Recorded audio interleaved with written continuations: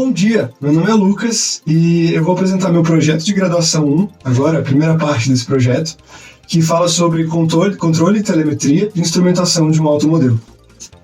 Eu queria primeiramente agradecer à banca examinadora, principalmente ao meu professor Jones Yudi, que basicamente me deu todo esse auxílio, principalmente respondendo umas mensagens, tirando umas dúvidas no domingo de noite. Eu não estaria aqui nesse ponto sem você, então muito obrigado. Agradecer aos professores Adriana Todorovic e Walter de Brito. E obrigado a todos os presentes que estão me assistindo. Eu queria agradecer também um agradecimento especial ao professor Thiago Doca, que fez essa animação que ficou muito bonita dos passarinhos de introdução na UNB. Eu basicamente roubei ela. Vamos começar. Bom, vocês podem ler aqui o sumário. Algumas coisas eu vou deixar só para vocês lerem, informativo, e vou falar para essa apresentação ficar um pouco mais dinâmica, se vocês precisarem. Como se essa apresentação vai ser em formato de vídeo, vocês podem pausar e ver com um pouco mais de detalhes. O que eu vou falar para vocês agora vai ser uma visão geral. Esse projeto, basicamente, a gente pegou um carrinho de controle remoto, digamos assim, instalou uma placa microcontroladora e a gente vai tentar começar estudos práticos de implementação de direção autônoma nesse veículo. Isso é interessante porque é um jeito da gente inserir essa ciência esses estudos extremamente tecnológicos de um jeito barato, de um jeito que é permissível para os alunos, certo? Então vamos começar. Agora eu vou reduzir de novo, eu vou falar um pouco mais detalhado de cada parte, no final a gente volta para esse escopo principal de novo e fecha o nosso projeto, a apresentação. Vamos lá. Primeiramente, a motivação, vou passar rapidamente por isso. A gente tem 100 pontos de número de pesquisa no Google Trends a partir de 2008, com a palavra Autonomous Driving e com relação ao mundo inteiro. Você pode ver que se a gente pegar de 2012 até 2018, isso foi um assunto que cresceu mundialmente. A gente tem também dados do site Statista, um site internacional que divulga esses dados, que a gente vai ter uma previsão de um mercado do tamanho de 60 bilhões de dólares até 2030 para veículos com escopo autônomo. E a gente também tem um aumento, eu fiz uma breve pesquisa de banco de dados de estudos científicos, essas coisas assim, no Google Acadêmico, e eu pude notar que de 2010 até 2020 a gente teve um aumento de aproximadamente 14 vezes com artigos e pesquisas relacionados a esse assunto. E um problema também que é interessante a gente trazer aqui, que a direção autônoma pode resolver, que são o número de mortes causadas por acidente de trânsito. Segundo a OMS, a gente tem que aproximadamente 1,35 milhão de pessoas morrem todo ano por causa disso. Bom, os objetivos do nosso trabalho. Se eu puder destrinchar esse projeto e resumir ele em uma frase, eu vou dizer que o objetivo dele é criar uma plataforma com o intuito de iniciar os estudos práticos de guiagem autônoma de veículos com um baixo custo. Vamos começar. Eu tenho os objetivos listados em tópicos aqui, vocês podem pausar se quiserem ver com mais detalhes. Esses que tem os checks verdes são que eu pelo menos parcialmente completei nessa primeira parte do projeto. Bom, fundamentação teórica. É importante a gente separar aqui o que é cinemática e o que é dinâmica. Cinemática na física, ela vai estudar geometria, descrição do movimento no espaço. A gente vai trabalhar com sistemas de referenciais diferentes e cálculos geométricos, basicamente. Aceleração, cálculo de trajetória, aceleração, velocidade, distância. Na dinâmica, a gente vai considerar um referencial geralmente no objeto, e a gente vai tentar incluir as noções de forças e as leis de Newton, as leis físicas que causam movimento, basicamente. Ela também é chamada de cinética, ok? Levar em consideração os momentos também. É bom a gente definir aqui, primeiramente, de acordo com a norma da ISO 88, e também é o mesmo sistema que o principal revisão bibliográfica de trajetória veicular que eu usei, que é o Vehicle Dynamics do Jazar, um sistema referencial de direção. A gente vai ter dois principais. Um sistema fixo, um sistema de coordenadas fixo, que ele vai estar preso no solo, geralmente do ponto onde o veículo partiu, e outro sistema móvel, que ele vai estar acoplado no centro de massa do veículo, onde a gente vai ter o subscrito V do lado do X, do Y e do Z. O importante é falar que o XV ele sempre vai estar apontando para frente do carro. Bom, medidas importantes, a gente vai ter a direção entre eixos, que eu vou chamar de L, e a bitola do carro, que é essa distância entre o centro de um pneu até o outro centro do pneu. É importante a gente dizer também que, para quem não entende muito de cálculo, eu vou tentar pegar desde a base. Eu sei que é difícil fazer isso em pouco tempo, mas tem familiares assistindo, calouros também, tentar pegar as informações desde a base e construindo para chegar até onde eu cheguei. Então, aqui à direita a gente pode ver as equações que são basicamente a primeira derivada da direção, a primeira derivada da distância, onde eu tenho um x ponto, que significa a primeira derivada, que será correspondente à velocidade. Então eu tenho velocidade em x, velocidade em y, velocidade em z, e a segunda derivada com 2 pontinhos em cima, eu vou ter as acelerações em x, y e z. Isso com relação ao meu sistema fixo. Aqui à esquerda eu vou ter o que eu chamei de V-long, V-lateral, V-long é V longitudinal, V-lateral, V-vertical e as acelerações também, de acordo com o meu sistema de coordenadas móvel, o que está acontecendo de fato de acordo com o referencial dentro do carro, por exemplo.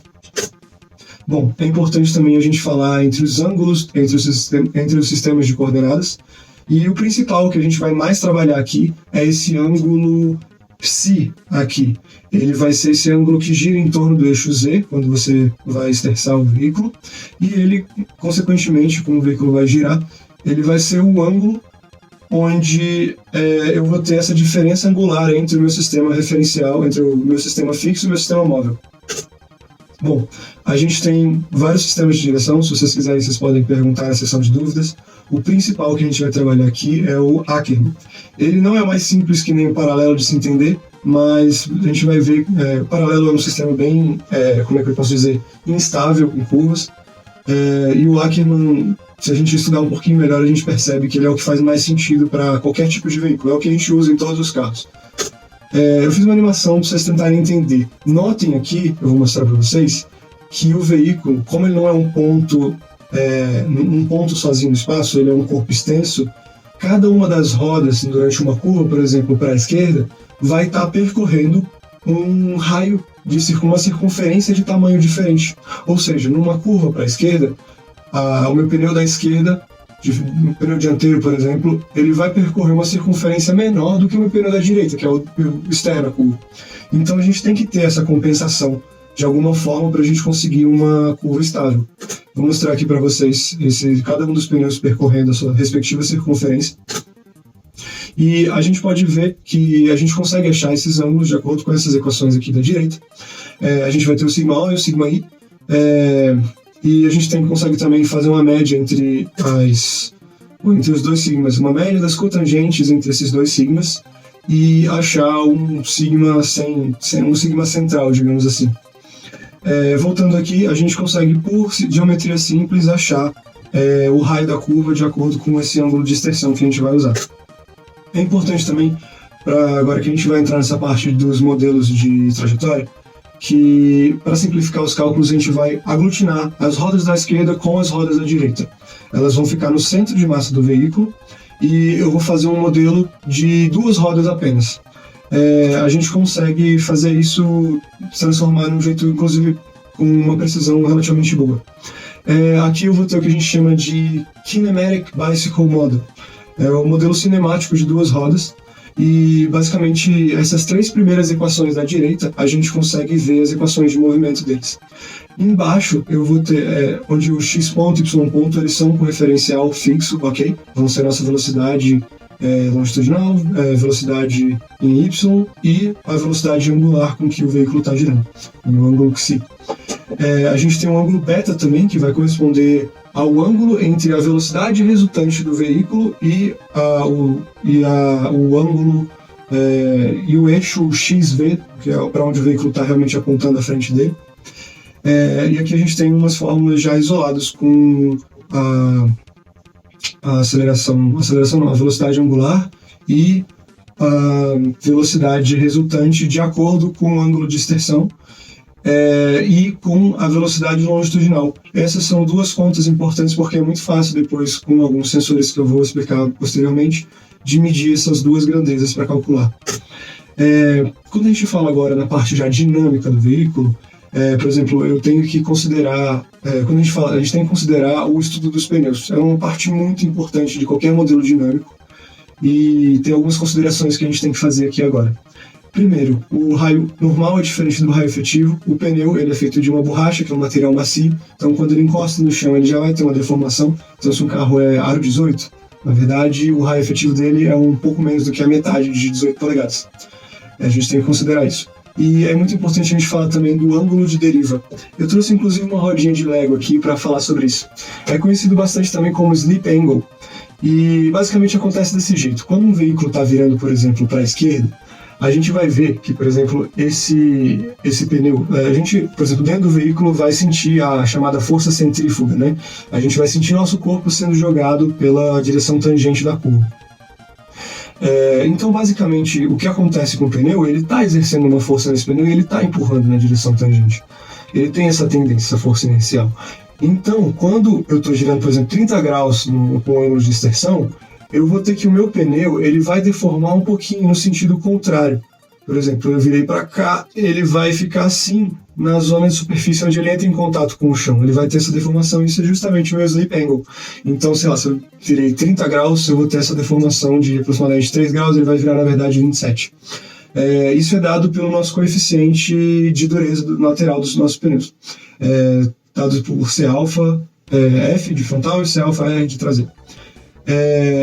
O modelo que a gente considerou aqui é um modelo linearizado e eles podem ser, geralmente, em modelos mais complexos, eles podem ser feitos a partir de dados empíricos. Então, tem que pegar um modelo específico e fazer vários testes. Como isso é um projeto de graduação, temos tempo e pessoas limitadas para fazer isso. A gente pegou esse modelo mais simples, que já em baixas velocidades, que é o caso do carrinho de controle remoto, já indica para a gente uma precisão relativamente boa. Inclusive, isso pode ser consertado pegando ativamente, constantemente, novos dados do exterior a partir de sensores. A gente agora vai ver também, considerando já esse modelo linear dos pneus, o modelo dinâmico de duas rodas, Dynamic Bicycle Model, onde a gente vai pegar de novo as 4 rodas do veículo, aglutinar em 2, e a gente vai ter, de acordo com essa imagem que vocês podem ver, o nosso modelo. Ele é descrito por 3 equações principais, são equações diferenciais, inclusive, que são essa onde fala da aceleração longitudinal. Lembrando que agora eu já estou falando do sistema de referencial do veículo, ok? O sistema móvel. Eu tenho essa aceleração longitudinal, essa aceleração lateral e essa aceleração angular. Aqui parece que é só uma equação, mas eu botei em forma matricial para ficar mais fácil de se entender, fica mais organizado, mas a gente tem 2 informações aí. E embaixo dela eu tenho a mesma equação também, só que com o ângulo, a primeira derivada do ângulo beta isolado, que é uma informação interessante também quando a gente usa sensores, que eu vou explicar posteriormente. Ok, é importante a gente explicar também sobre o funcionamento de um PWM. O PWM é como se fosse uma onda de rádio, uma onda M, mas que ele é muito usado para controlar servomotores. A gente tem aqui um período total dessa onda que vai daqui, vamos voltar, vai daqui até aqui, e a gente tem um período de tempo ativo, que é quando a gente tem essa onda aqui que está em cima, e um período inativo, onde ela está aqui embaixo. Somando as duas, a gente tem o nosso período total, a gente vai usar isso daqui a pouco. O PWM ele é bom para controlar dispositivos não críticos que precisam de uma quantidade não muito grande de informações, que é justamente o caso dos servomotores. Um carro de controle remoto ele é basicamente controlado por um motor DC, sistema de direção e todos os outros sistemas que eu vou falar posteriormente, eles são controlados por pequenos servomecanismos. E esse tipo de motor é muito interessante porque ele tem o que a gente chama de malha fechada, que é um sensorzinho que ele fica verificando constantemente qual é a direção que você programou para o servo apontar, e ele sempre tenta deixar a direção real na direção objetivo que você programou. Então, se eu, por exemplo, programei para ficar em 30 graus e ele vai levar o meu servo até 30 graus, se eu fizer uma força para tirar ele dessa posição, o motor vai fazer uma força contrária para ele sempre ficar na posição objetivo. Bom, vamos falar um pouquinho agora do projeto de implementação do que a gente fez. A gente tinha esse modelo de carro de controle remoto. A gente não pôde escolher entre vários veículos, esse era o que estava disponível, mas ele já é um veículo muito bom, muito completo. Ele é baseado no modelo real da Land Rover Defender. Ele está numa escala de 1 para 10. Ele tem um motor extremamente forte. Ele consegue chegar a velocidades próximas a 20 km por hora. Ele é a bateria elétrica. E ele tem, por exemplo, controles de... Eu posso travar ou destravar os diferenciais. Eu posso controlar uma marcha entre trativa e uma marcha de velocidade. Posso controlar o sistema de direção e o tanto de aceleração que eu quero entregar até o veículo. Basicamente, eu tive que fazer uma engenharia reversa e entender cada subsistema desse carrinho para depois a gente conseguir programar ele. Como é que ele funciona, basicamente? A gente pega um controle de radiofrequência, a gente manda para essas ondas do controle para um receptor que eu chamei de RRM, que é receptor de radiofrequência e microcontrolador. Esse microcontrolador ele vai processar essas ondas de radiofrequência e ele vai transformar elas em frequências PWM, que vão mandar diretamente para cada um dos servos que vai controlar cada subsistema do carrinho.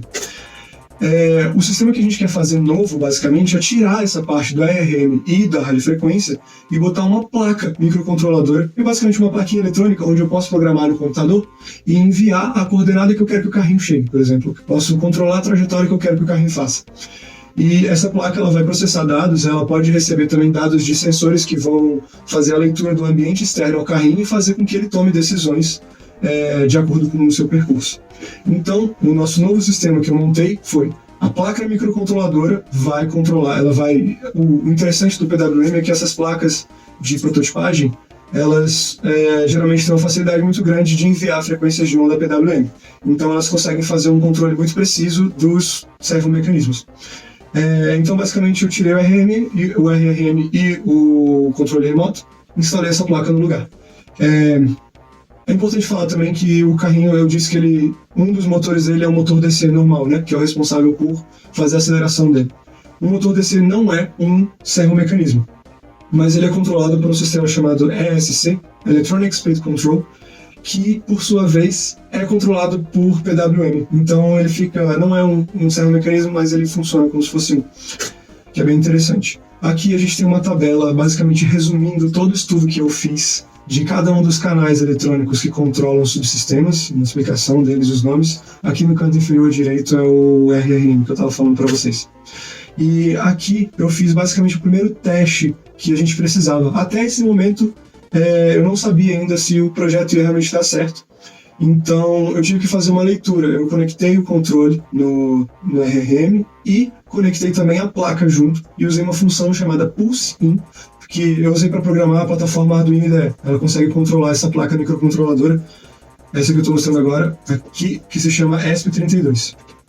Bom, essa função Pulse-In, ela vai me falar o período de tempo em microsegundos de quanto que dura o período ativo do PWM, o período inativo, e juntando esses dois eu consigo o período total e consigo dizer qual que é o duty cycle do meu PWM, que é basicamente, a partir desse duty cycle, eu consigo interpretar a informação de qual grau que o meu servo vai ficar na posição, ou qual velocidade o meu sistema de eletrônico ESC vai mandar para o meu veículo. Aqui, depois de fazer mais de 12 repetições, eu basicamente fazia 3 medições, por exemplo, botava o controle para virar totalmente para a esquerda, pegava 3 medições, tirava a média, anotava. Depois, sistema de direção totalmente para a direita, fazia a mesma coisa. Diferencial totalmente travado, diferencial destravado. Aí vocês podem verificar os resultados nessa tabela à esquerda. Aqui também eu montei depois um sistema eletrônico onde eu conectei todos os servos finalmente na placa microcontroladora, inclusive com um sensor aqui que eu vou falar sobre ele para vocês já. Conectei isso tudo e fiz o teste final de viabilidade. Aqui foi esse momento decisivo do meu trabalho. Eu basicamente descobri se ele ia funcionar ou não. O que aconteceu? Esses códigos estão dispostos no apêndice C e felizmente deu certo. Basicamente eu consegui controlar cada um dos servomecanismos com a placa microcontroladora. Eu tinha dúvida antes porque essa placa ela funciona em 3 volts e o RRM funciona em 6 volts, então eu tinha dúvida se o PWM conseguiria ler direitinho, né, conseguiria ser lido direitinho pela placa e pelos servos, mas no final o teste foi um sucesso. Eu posso inclusive mostrar para vocês uma pequena parte do vídeo desse teste. Enfim, a gente conseguiu fazer os controles e o veículo depois, aquele esquema bonito eletrônico que vocês viram, ficou assim no veículo final. Isso ainda é um protótipo da primeira parte, eu ainda vou tentar organizar melhor e fazer uma plataforma no final para as coisas ficarem um pouco mais apresentáveis e seguras. Enfim, uma coisa muito importante também que a gente fez foi a instalação de um sensor de velocidade. Eu usei um módulo infravermelho TCR-T500. Basicamente ele funciona da seguinte forma: a gente tem esse LEDzinho azul aqui e esse receptor, esse LED infravermelho, e esse receptor de luz infravermelha aqui do lado. Eu instalei essa placa aqui, essa peça de plástico no eixo de rotação que vai entregar até o sistema diferencial traseiro do carrinho, do veículo.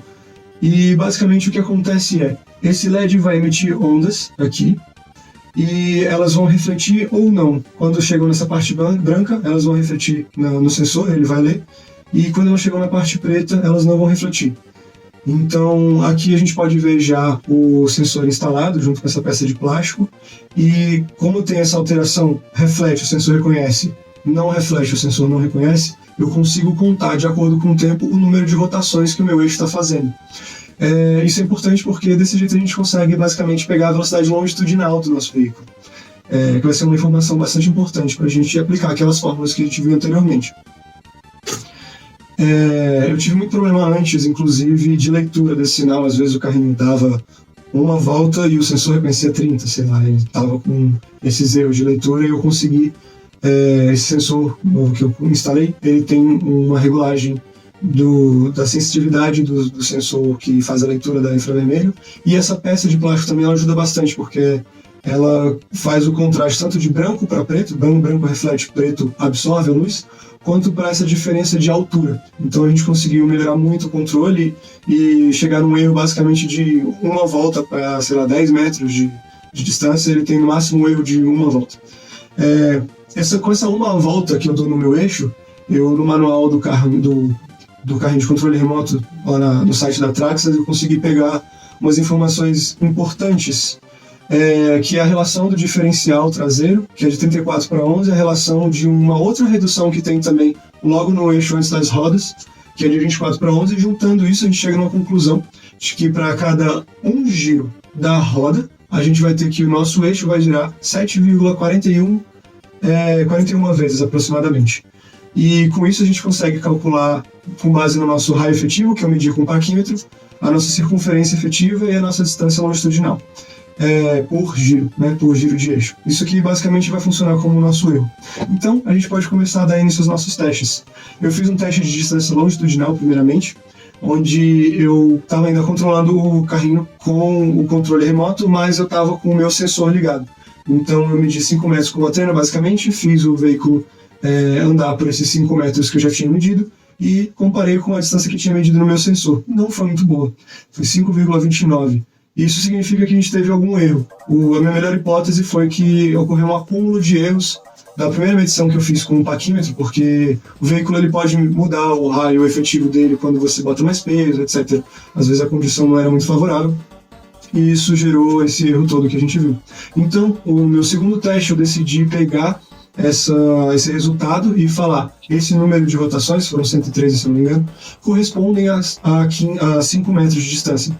Então, por essa fórmula, eu consegui pegar essa fórmula aqui, eu consegui pegar o meu novo raio efetivo, e foi um sucesso. Vocês podem ver os resultados aqui, e eu fiz depois um segundo teste para verificar quanto isso seria razoável, né? Então eu medi 10 metros dessa vez, e eu tive uma precisão de 2 casas decimais em metros, e ele contou exatamente o dobro do número de rotações de 5 metros. Foi um sucesso.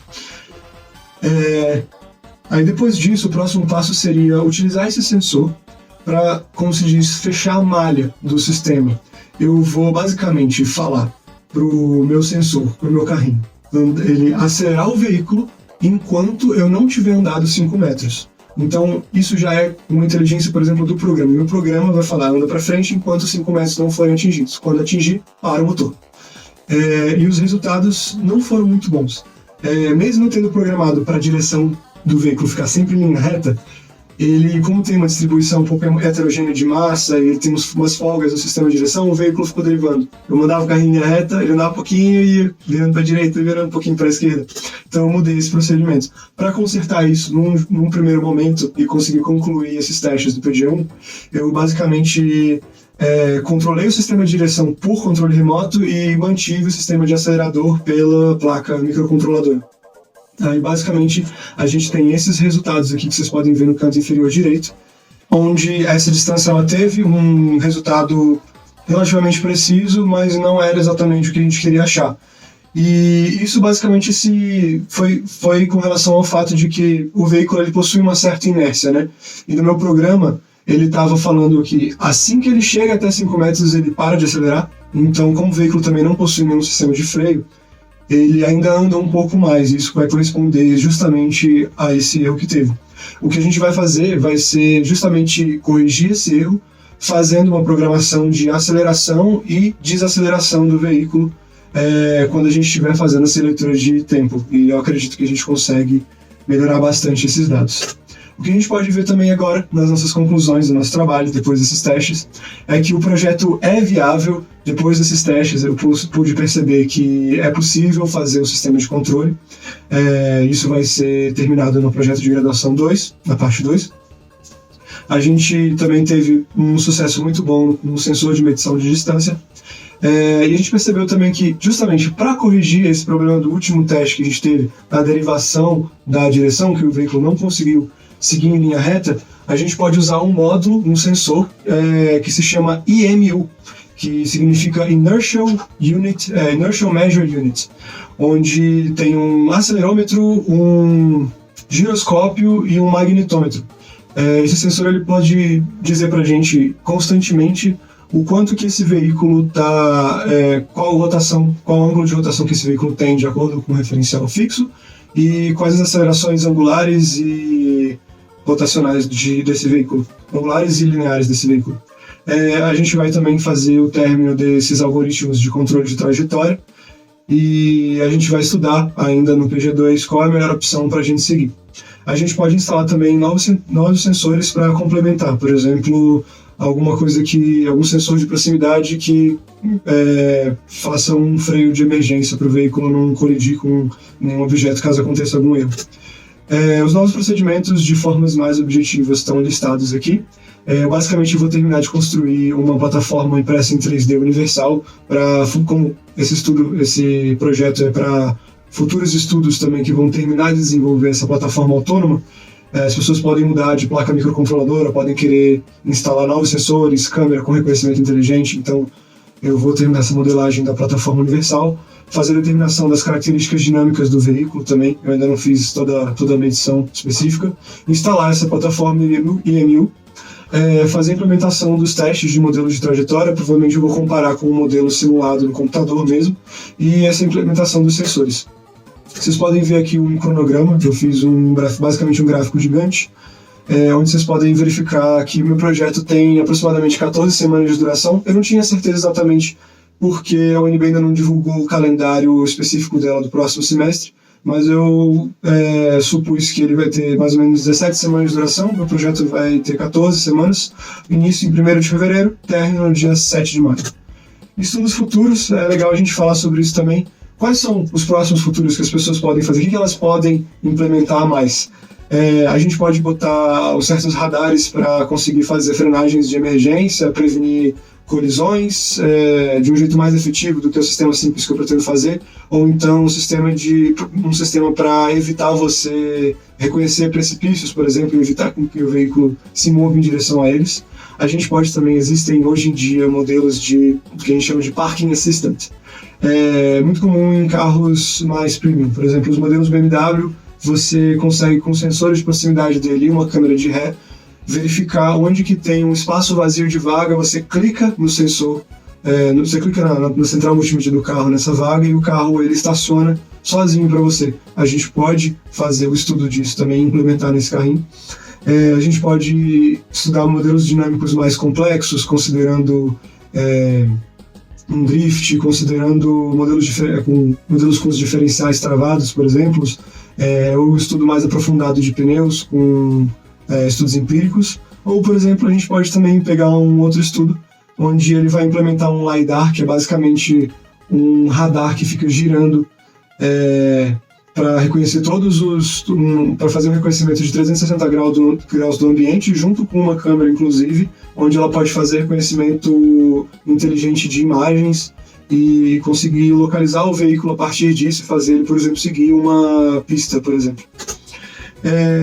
Agora citar rapidamente as referências das imagens usadas aqui. Algumas outras referências também estão presentes no meu trabalho escrito. E agradecer a todos vocês. Eu vou agora estar disponível online, tirando a dúvida de todo mundo.